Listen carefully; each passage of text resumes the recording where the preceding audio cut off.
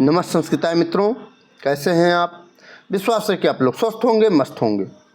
मित्रों, आज हम लोग यूपी टीजीटी की परीक्षा दृष्टि में संधि विचार से संबंधित इस वीडियो में स्वर संधि के प्रमुख नियम का आज इस वीडियो में अध्ययन करने वाले हैं। इसके PYQ अर्थात प्रीवियस ईयर क्वेश्चन और संभावित प्रश्नों के बारे में इस वीडियो में अध्ययन करने वाले हैं। मैं हूं मनोज पांडे, आप देख रहे हैं मंगलम मंत्रा चैनल। मित्रों, आज की जो ये वीडियो है ये बहुत इम्पॉर्टेंट है, क्योंकि जो स्वर संधि से शेष बचे हुए नियम हैं उसके बारे में इस वीडियो में आज हम लोग अध्ययन करने वाले हैं। तो आइए देखते हैं। अगर यह वीडियो आपको पसंद आए तो इस चैनल को सब्सक्राइब अगर नहीं किए हैं तो सब्सक्राइब ज़रूर कर लीजिएगा और लाइक करना मत भूलिएगा मित्रों, ठीक है। पहला प्रश्न है यहाँ, अच्छा दुहिन्या उपसंख्यानम, ये सूत्र है, ठीक है। अच्छा दुहिन्या उपसंख्यानम एक वार्तिक है, ठीक है। ये वार्तिक है। कहता है यदि अच्छ के बाद उहिनी शब्द हो तो वृद्धि कहनी चाहिए, ठीक है। यहाँ उदाहरण भी दिया है। और यह किस संधि के ये वार्तिक है तो वृद्धि संधि का वार्तिक है। किस संधि का वार्तिक है? वृद्धि संधि का वार्तिक है, ठीक है। यह कहता है कि यदि अच्छ के बाद उहिनी आवे तो यहाँ पर क्या होगा? वृद्धि हो जाएगा, ठीक है। तो यहाँ देखिए अच्छ धन उहिनी, यहाँ पूछ सकता है अच्छौहिड़ी का संधि विच्छेद क्या होगा? तो अच्छौहिड़ी का संधि विच्छेद होगा अच्छ धन उहिनी, अच्छौहिड़ी हो जाएगा। यह गुण संधि का अपवाद है, ठीक है। क्यों अपवाद है? क्योंकि अच्छ में अंतिम वर्ण अ है और उ है, तो ये होकर के ये गुण होना चाहिए, ठीक है। और गुण ना होकर के यह वृद्धि हो गया है। क्या हो गया है? वृद्धि, ठीक है। तो वृद्धि हो गया है, ठीक। ये हो गया आपका, ये इम्पोर्टेंट है, ठीक है। अच्छा दुहिन्या उपसंख्यानम से अच्छौहिड़ी बनेगा, ठीक है। और अच्छौहिड़ी का संधि विच्छेद पूछ सकता है तो अच्छ धन उहिनी, ठीक है, अच्छौहिड़ी बनेगा। यहाँ गुण संधि ना होकर के क्या हुआ? वृद्धि हो गया है, ठीक। ये वार्तिक है। आगे देखते हैं। यह भी इम्पोर्टेंट है। क्या कह रहा है? प्राढ़ु हो ढो ढई ढई शेष, यह भी वार्तिक है, ठीक है। ये क्या कह रहा है कि जब प्रय के बाद क्या? प्रय के बाद ऊह ऊढ़ ऊढ़ एस और एस शब्द आए तो पूर्व और पर दोनों के स्थान पर संध्याक्षर गुण स्वर ना होकर के क्या होगा? वृद्धि स्वर होगा, वृद्धि स्वर संधि हो जाएगा, ठीक है। तो यहाँ उदाहरण दिया, लेकिन अगर ये पूछ ले कि प्राढ़ु हो ढो ढई सही शेष, यह किस संधि का वार्तिक है? तो यह वृद्धि संधि करने वाला वार्तिक है, ठीक है। तो यहाँ पूछ सकता है प्रौह, ठीक है। प्रौह अर्थात उत्तम अर्थ करने वाला, ठीक है। तो प्रौह का अगर संधि विच्छेद पूछता है तो प्रधन ऊह, प्रधन ऊह प्रौह हो गया, ठीक है। यह भी आर्ध गुण का क्या है? अपवाद है, ठीक है। होना चाहिए गुण, लेकिन हो गया वृद्धि। किस सूत्र के? प्रादु हो ढो ढई सही शेष से, ठीक है। प्रौढ़, प्रौढ़ में प्रधन ऊढ़, प्रधन ऊढ़, यह भी आर्ध गुण का अपवाद है, प्रौढ़ बनेगा, ठीक है। फिर प्रौढ़ दे देगा। प्रौढ़ का संधि विच्छेद क्या होगा? प्रधन ऊढ़ी, प्रधन ऊढ़ी प्रौढ़ी बनेगा, ठीक है। यह भी आर्ध गुण का अपवाद है, होना चाहिए आर्ध गुण संधि, हो गया वृद्धि संधि, ठीक है। फिर प्रैसह, क्या? प्रैसह, प्रधन एसह, प्रैसह, यह भी एंग पर रूपों अर्थात पररूप संधि का अपवाद है ये, ठीक है। होना चाहिए प्ररूप संधि, हो गया है क्या? प्रैसह में वृद्धि संधि, ठीक है। फिर प्रैस्य, प्रधन एस्य, प्रैस्य, यह भी पररूप संधि का अपवाद है, होना चाहिए पररूप संधि, हो गया है वृद्धि संधि। अर्थात ये क्या हो गया है? वृद्धि संधि के उदाहरण सभी हैं, ठीक है। और ये सूत्र वृद्धि संधि करता है, ठीक है। जो वार्तिक है यह वृद्धि संधि करता है, ठीक। फिर नेक्स्ट है, सूत्र दिया है उपसर्गादित धातु। उपसर्गादित धातु सूत्र है, यह भी वृद्धि संधि करने वाला सूत्र है, ठीक। यह क्या कहता है, यदि अवर्णांत उपसर्ग के बाद ऐसी धातु आवे जिसके आदि में री हो, तो अ और री के स्थान पर अर न होकर के आर अर्थात वृद्धि हो जाता है, ठीक है। उदाहरण के रूप में समझते हैं, जैसे उपार्क्षति। क्या है? उपार्क्षति। तो उपधन रिक्षति, एक बार री आया तो अर में चेंज होना चाहिए और गुण संधि बनना चाहिए, लेकिन गुण संधि न होकर के आर में चेंज हो गया है, ठीक है। तो उपार्क्षत बना। क्या बना? उपार्क्षत। ये इसीलिए गुण संधि का ये अपवाद है, ठीक है। क्या बनेगा? उपार्क्षत बनेगा, ठीक है। बनना क्या चाहिए? उपार्क्षत बनना चाहिए, तो गुण संधि हो जाता। इसीलिए यह सूत्र काम किया उपसर्गादित धातु से, ठीक है। फिर प्रधन रिक्षति, प्रक्षति बनना चाहिए, लेकिन बना क्या? प्राक्षति बना। यह भी गुण संधि का अपवाद हो गया। किस सूत्र से? उपसर्गादित धातु से, ठीक है। ये हो गया आपका। अच्छा, अकारांत उपसर्ग कौन कौन से हैं? प्र, उप, अप और औ, ये क्या हैं? अकारांत उपसर्ग हैं, ठीक। रिक्षत, ये रित धातु है। नेक्स्ट है, फिर सूत्र है वा सुप्या पिछले। वा सुप्या पिछले, वा मतलब अथवा, ठीक है। अर्थात यह है विकल्प से संधि करता है, ठीक है। तो यहाँ इसका उदाहरण दिया हुआ है, ठीक है। यहाँ प्रार्शभीयत बनेगा और पर्शभीयत भी बनेगा। किस सूत्र से? वा सुप्या पिछल, वा सुप्या पिछल, ठीक है, वृद्धि संधि। इस सूत्र से यदि नाम धातु अर्थात ऋषभ आदि, यहाँ नाम धातु है, ऋषभ क्या है? नाम धातु है, ठीक है। तो यही कह रहा है कि इस सूत्र से यदि नाम धातु आए तो सुप्या पिछला सूत्र से प्र तथा री आने पर विकल्प से आर हो जाएगा। आर मतलब वृद्धि हो जाएगी, ठीक है। प्र और री आए तो आर में चेंज हो जाएगा, ठीक है। तो इसी नाते प्रार्शभीयत बना, ठीक है। क्या बना? एक तो विकल्प से यहाँ वृद्धि हो गई, प्रार्शभीयत में क्या हो गई? वृद्धि हो गई, ठीक है। और यहाँ क्या हो गया? यहाँ देखिए पर्शभीयत में क्या बना? गुण संधि। यहाँ गुण संधि भी कर रहा है और यहाँ वृद्धि संधि भी कर रहा है, ठीक है। दोनों, अर्थात यहाँ वा मतलब अथवा विकल्प से, ठीक है। विकल्प से क्या कर रहा है? विकल्प से कर रहा है वृद्धि और हो रहा है क्या? गुण संधि, ठीक। विकल्प से ये वा सुप्या पिछले यह करता है, ठीक है। नेक्स्ट है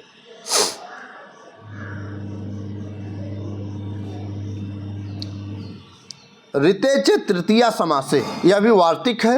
यह क्या है? वार्तिक है, ठीक है। ऋते च तृतीया समासे सूत्र से यह भी वृद्धि करता है।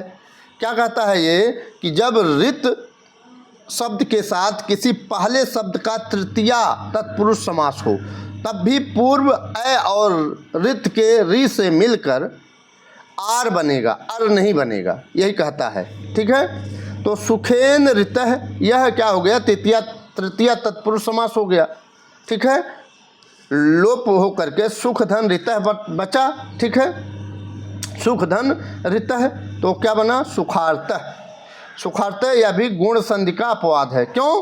क्योंकि सुख के लास्ट में अ है। क्या है?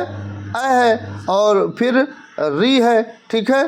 तो अर में चेंज हो जाना चाहिए था, तो क्या बनना चाहिए था? सुखार्तः। सुखार्तः बनना तो गुण संधि होता, लेकिन बना क्या? सुखार्तः। तो सुखार्तः ऋते च तृतीया समास से यह क्या हो गया? वृद्धि हो गया। क्या हो गया?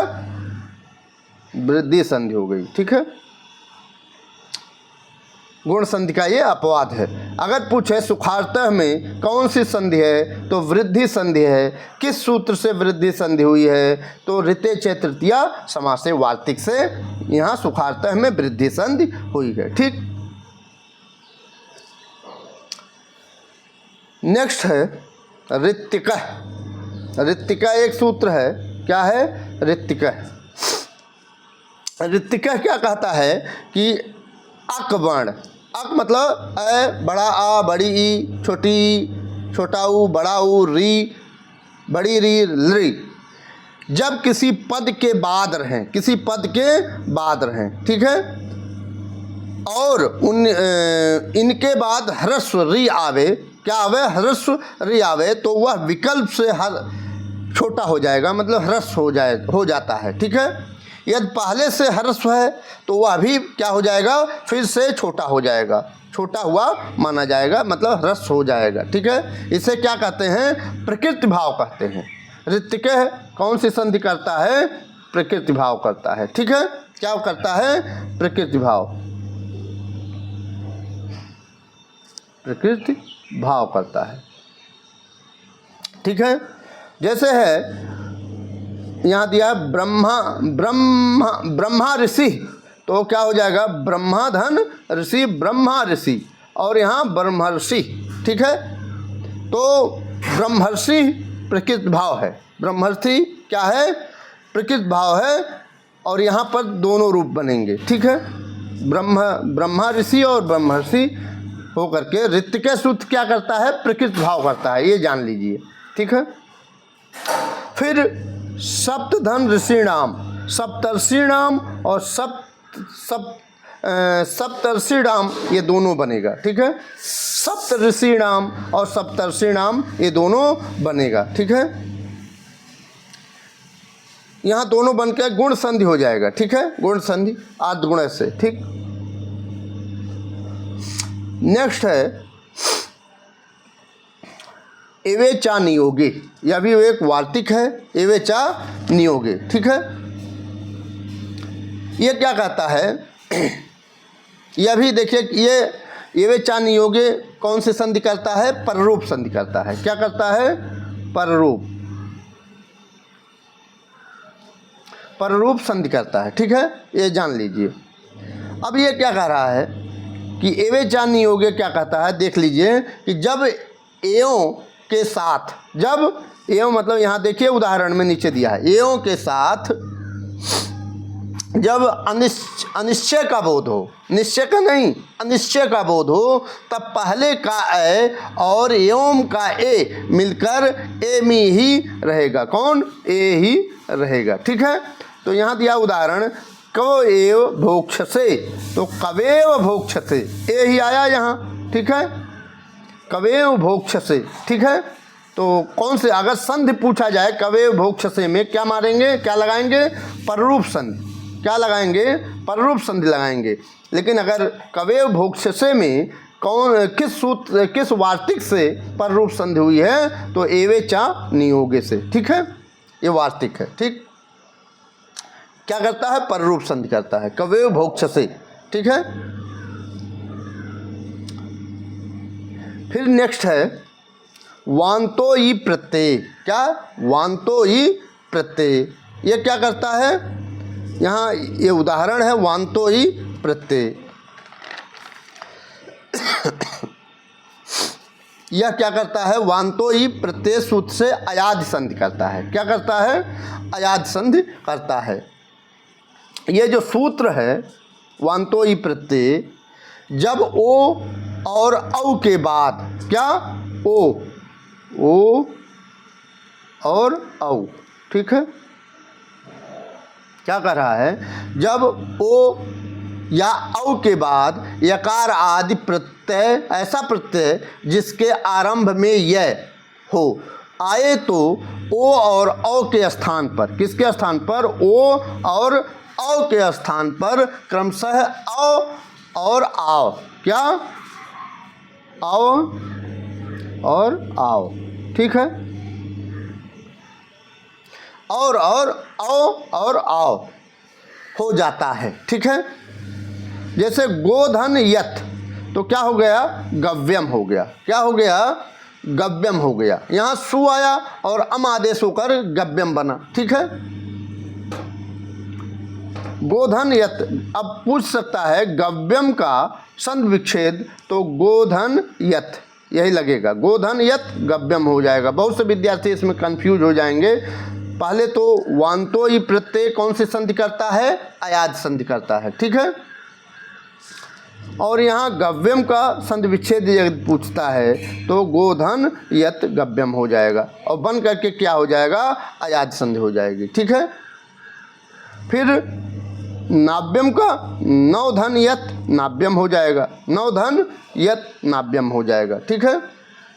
ये दोनों सूत्र किस संधि के हैं आपके, ये अयाज संधि के हैं, ठीक है। किस संधि के हैं, अयाज संधि के, ठीक है। अयाज, इसको नोट कर लीजिएगा आप, नहीं तो गलत हो जाएगा और आपके कई क्वेश्चन गलत हो सकते हैं इससे, ठीक है। तो अयाज संधि का ये सब उदाहरण है। फिर नेक्स्ट है सर्वत्र विभाषा गोह, यह क्या करता है, प्रकृत भाव करता है। सर्वत्र विभाषा गोह, यह सूत्र जो करता क्या करता है, यह प्रकृत भाव करता है, ठीक है।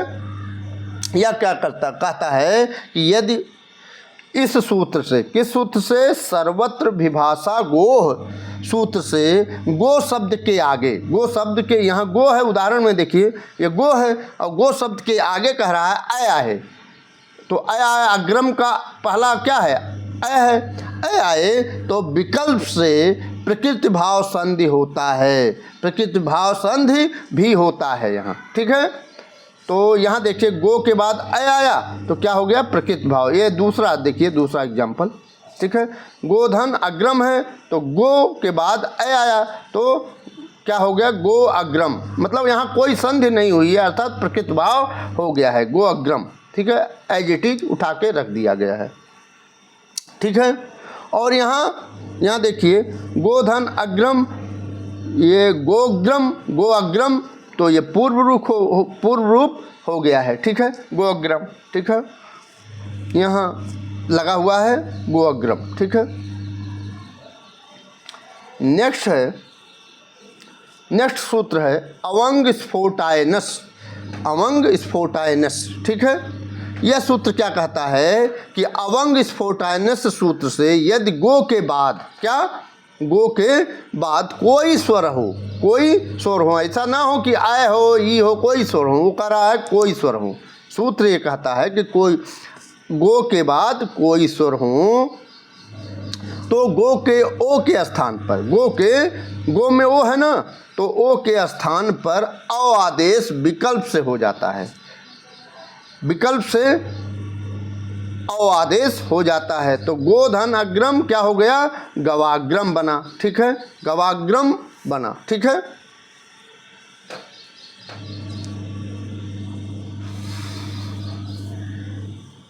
यहाँ अवंग से ग की इत संज्ञा होकर तस्य लोपा से ग का लोप हो जाता है और क्या बचता है, अ आदेश बचता है, अ बचता है, ठीक है, गवाग्रम बनेगा, ठीक है। फिर दूसरा सूत्र है इंद्रेचय, क्या है, इंद्रेचय, ठीक है।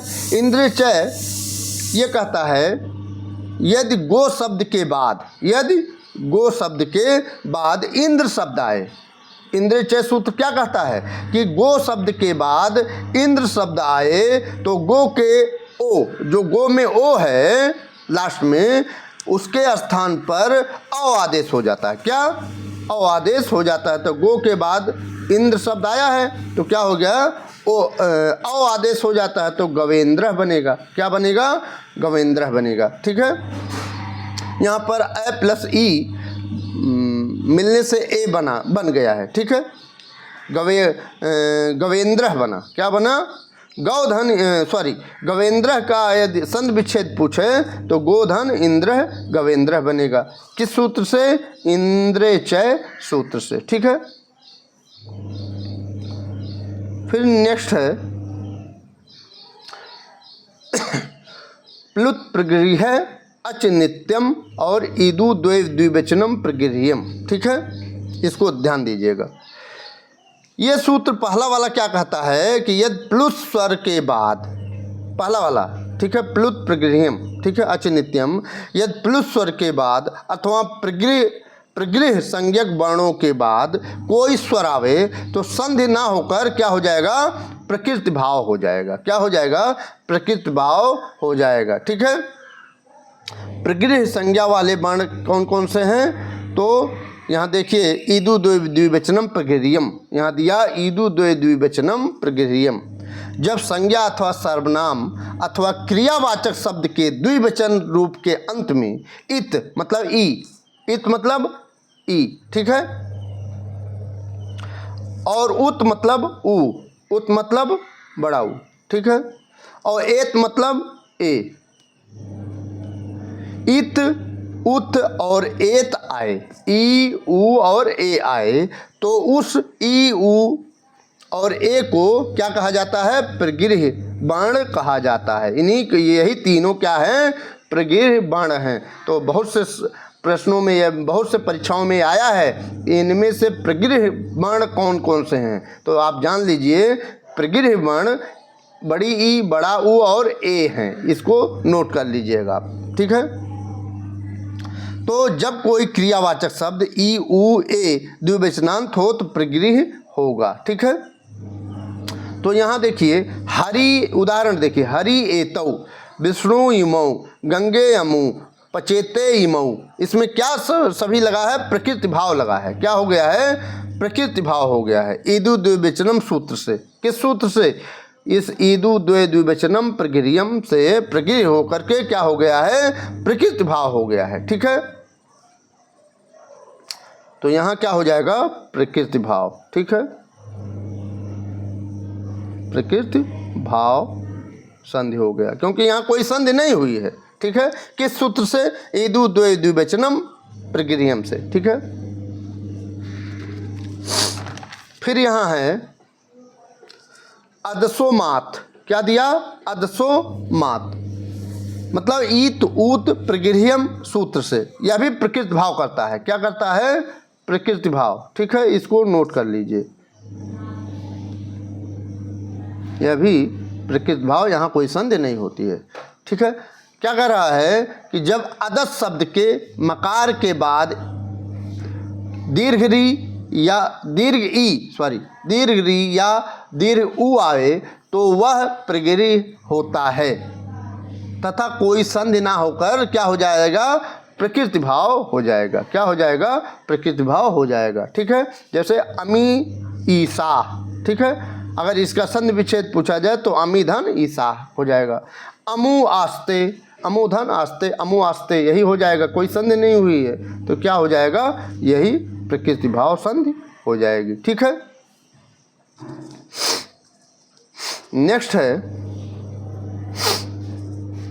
निपात एका जनांग, निपात एका जनांग प्लुत प्रगृह्यम अच नित्यम सूत्र से। ठीक है, यह भी क्या करता है, यह भी क्या करता है, प्रकृति भाव करता है। क्या करता है, प्रकृति भाव। ठीक, ये आपको ध्यान देना है कि जब आंग के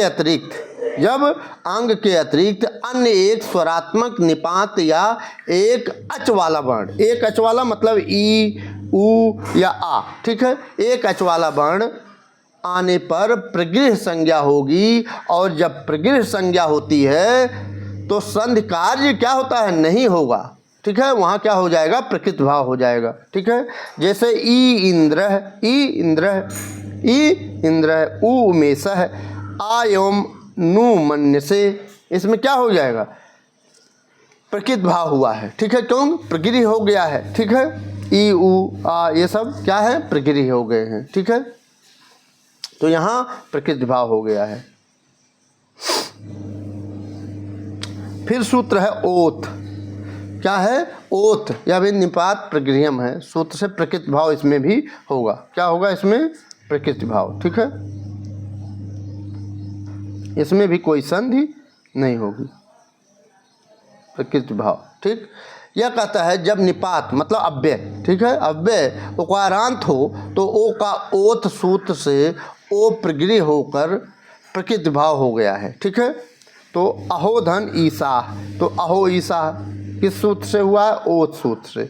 ओत सूत्र से क्या हो गया है? कोई संधि ना होकर के प्रकृति भाव हो गई है। ठीक है, नेक्स्ट है, ये इंपॉर्टेंट है, इसको देख लीजिएगा। संबुद्धौ साकल्य एता बनारसे, यह सूत्र है। यह सूत्र प्रकृति भाव भी करता है और आयात संधि भी करता है। ठीक है, प्रकृति भाव करता है। ठीक है, संज्ञा शब्दों के संबोधन के बाद ओकार के बाद यदि इति शब्द आए, क्या? इति। ठीक है, यहाँ इति है ना, इति इति। ठीक है, इति शब्द आए तो उस ओ का विकल्प से क्या हो जाएगा? प्रगिरी हो जाएगा, तथा यहाँ फिर कोई संधि ना होकर क्या हो जाएगा? प्रकृति भाव हो जाता है। ठीक है, जैसे यहाँ दिया विष्णुधन इति, विष्णुधन इति, तो विष्णुधन इति यही हो गया, तो इसमें कोई संधि ना होकर के प्रकृति भाव हो जाएगी। ठीक है, फिर विष्णुधन इति, विष्णुधन इति, विष्णु इति हो जाएगी, इसमें लोप साकल्य लगा और यहाँ पर आयात संधि हुई है नीचे वाले। ठीक है, यहाँ लोप साकल्य लगा विष्णु इति में, और यहाँ विष्णुवित अगर बनेगी तो इसमें आयात संधि हो जाएगी, और विष्णुवित का यही संधि विच्छेद होगा, विष्णुधन इति। ठीक है, इतना समझ गए। इस सूत्र से प्लुतों की कोई संधि नहीं होती है। ठीक है, प्लुत वर्ण त्रिमात्रिक होता है। ठीक है, नहीं ये हम लोग ये पढ़े हैं, संबुद्धो साकल्य एता बनारसे, तो इसमें यही हो जाएगा 3। ठीक, अब ये देखिए दूरा धूते च, दूरा धूते च अर्थात दूर से बुलाने पर, दूर से बुलाने पर। ठीक है, ये सूत्र है। यह भी क्या करता है? प्रकृति भाव करता है। क्या करता है? प्रकृति भाव। ठीक है, प्रकृति भाव करता है। इस सूत्र से प्लुतों की, प्लुत मतलब ये जो 3 है ये प्लुत है। ठीक है, प्लुतों की कोई संधि नहीं होती है। प्लुत वर्ण त्रिमात्रिक होता है। यहाँ देखिए 3 बना है ना, ये त्रिमात्रिक है। यहाँ पर दूर से पुकारने वाले वाक्य की टी प्लुत होने के बाद कोई संधि ना होकर प्रकृति भाव हो गया है। ठीक है, ए ही कृष्ण अत्र गौश्चरति, ये दूर से बुलाने पर हो रहा है, तो यहाँ क्या हो गया? कोई संधि ना होकर के प्रकृति भाव हो गई है। ठीक है, किस सूत्र से? दूराधूते च से। ठीक, तो मित्रों आज इतना ही। यह वीडियो कैसी लगी ज़रूर बताइएगा। अगर वीडियो पसंद आई हो तो लाइक ज़रूर करिएगा मित्रों। ठीक है, मिलते हैं अगली वीडियो में, तब तक के लिए नमः संस्कृताय, वंदे मातरम।